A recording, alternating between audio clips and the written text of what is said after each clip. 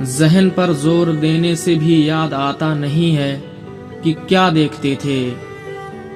जहन पर जोर देने से भी याद आता नहीं है कि क्या देखते थे। सिर्फ इतना पता है कि हम आम लोगों से बिल्कुल जुदा देखते थे। तब हमें अपने पुरखों से विरसे में आई हुई बद्दुआ याद आती। तब हमें अपने पुरखों से विरसे में आई हुई बद्दुआ याद आती, जब कभी अपनी आंखों के आगे तुझे शहर जाता हुआ देखते थे।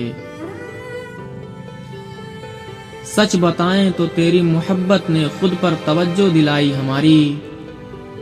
तू हमें चूमता था तो घर जाके हम देर तक आईना देखते थे। सारा दिन रेत के घर बनाते हुए और गिराते हुए बीत जाता। सारा दिन रेत के घर बनाते हुए और गिराते हुए बीत जाता। शाम होते ही हम दूरबीनों में अपनी छतों से खुदा देखते थे।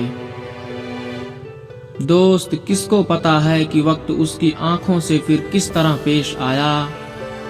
हम इकट्ठे थे, हंसते थे, रोते थे, एक दूसरे को बड़ा देखते थे। उस लड़ाई में दोनों तरफ कुछ सिपाही थे जो नींद में बोलते थे। जंग टलती नहीं थी सरों से, मगर ख्वाब में पाख्ता देखते थे।